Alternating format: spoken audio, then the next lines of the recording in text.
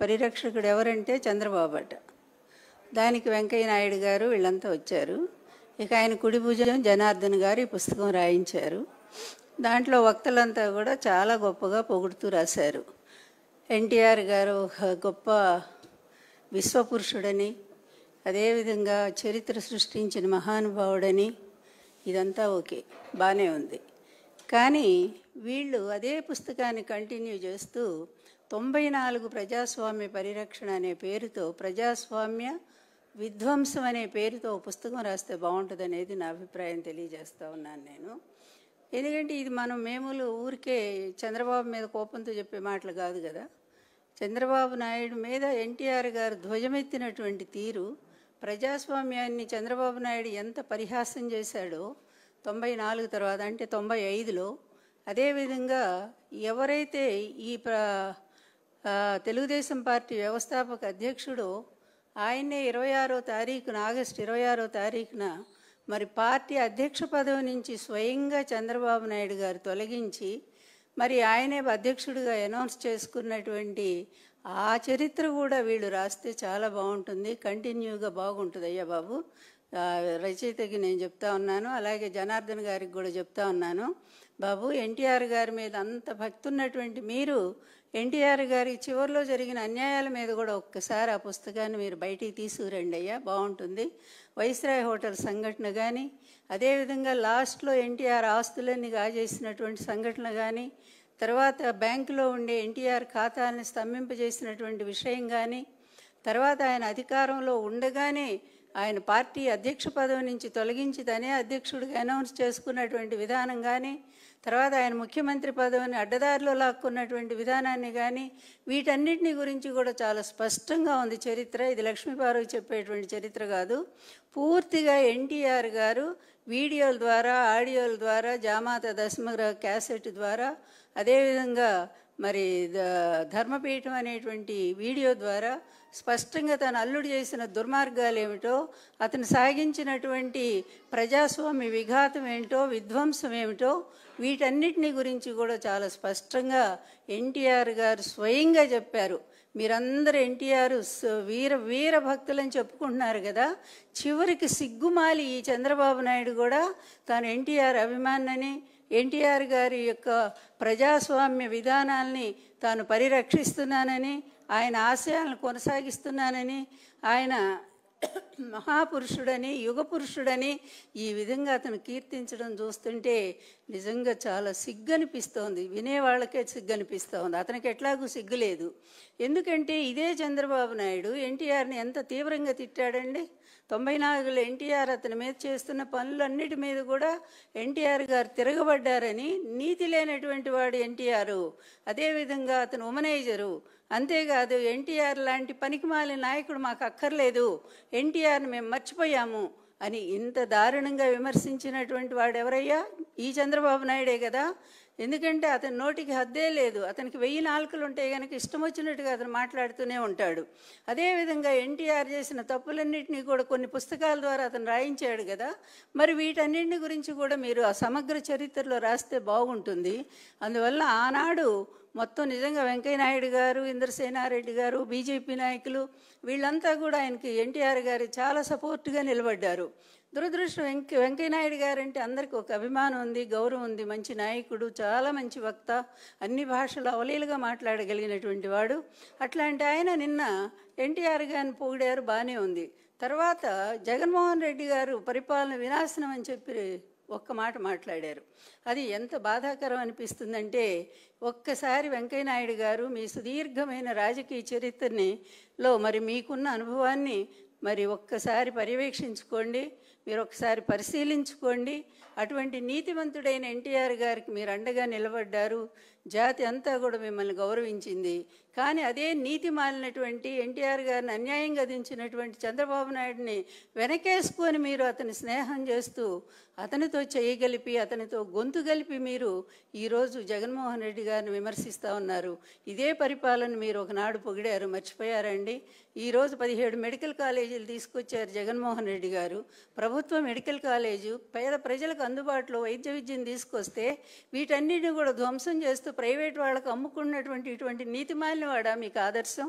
ఇటువంటి నీతి లేనటువంటి వాడా, ఇటువంటి అవినీతి పరుడా మీకు ఆదర్శం చెప్పుకోవడానికి వెంకయ్యనాయుడు గారు? దయచేసి ఆలోచించండి. మీరు ఒక చురక వేశారు నిన్న, బాగానే ఉంది అది. ఎందుకంటే ముందు పోలవరం కట్టండి, తర్వాత ఇంకొకటి ఏదో చెప్పారు, పోలవరం అమరావతి పూర్తి చేయండి అని చెప్పారు. ఈ రెండు ఈ జన్మలో పూర్తి చేస్తాడండి చంద్రబాబు నాయుడు? మీరు ఒక్కసారి గుండె మీద చేసుకొని ఆలోచించండి వెంకయ్యనాయుడు గారు. అదేవిధంగా ఆ రోజు 95లో మీరంతా కూడా ఎన్టీఆర్ గారి పక్కన ఉన్నారండి? లేరు కదా. చంద్రబాబు నాయుడు పక్కకే వెళ్ళిపోయారు కదా. ఎందుకు వెళ్ళారండి మరి? ఆ రోజుతో 84లో అంత పరిరక్షకులైనటువంటి మీరు 94 వచ్చేసరికి ఎందుకు మీరు లేకుండా వెళ్ళిపోయారండి? అక్కడ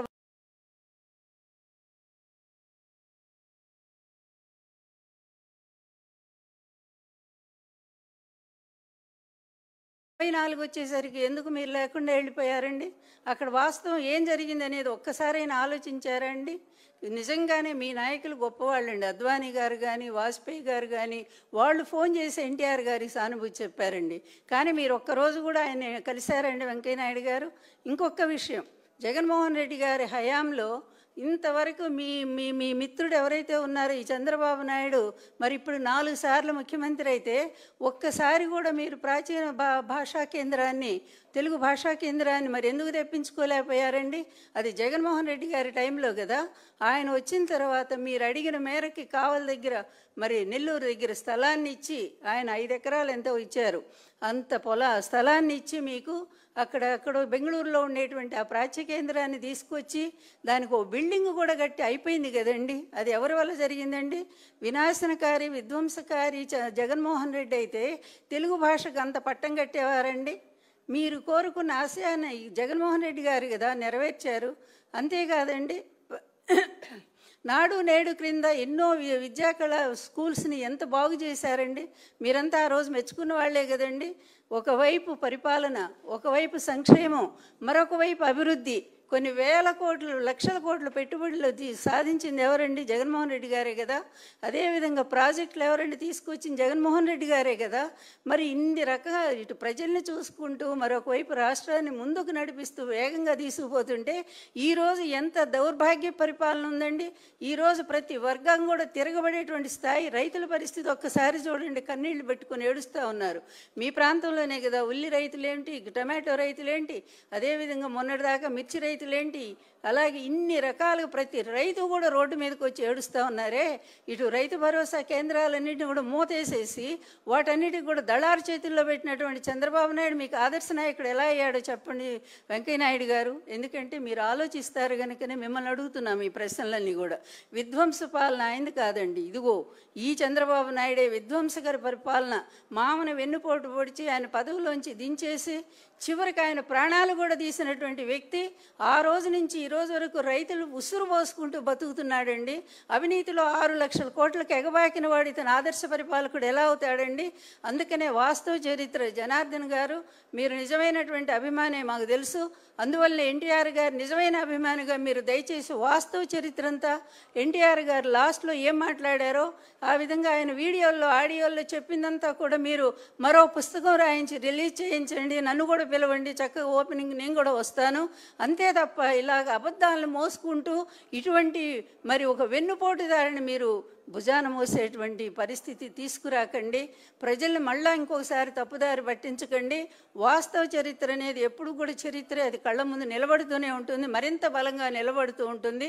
నేను కాకపోతే నా తర్వాత కూడా ఇంకా కొంతమంది ఈ చరిత్ర నిలబెట్టడానికి ప్రయత్నం చేస్తూనే ఉంటారు. కానీ ఇతను చేసిన చరిత్రకు చేసిన ద్రోహం, ఎన్టీఆర్కి చేసిన ద్రోహం మరొకటి మీరంతా అడుగుతున్నారు, ఎట్లయినా భారతరత్న సాధిస్తాం. ఆ మాట అనేముందో సిగ్గుపడండి, ఒక్కసారి సిగ్గుపడండి. భారతరత్న ఎట్లయినా పక్కన ఎవరిని పెట్టుకోనండి, ఆ వెన్నుపోటుదారిని పక్కన పెట్టుకొని మీరు భారతరత్న సాధిస్తూ ఉంటారా? భారతరత్న వాజ్పేయి గారు ఇస్తానన్నప్పుడు వెంకయ్యనాయుడు గారికి కూడా తెలుసు.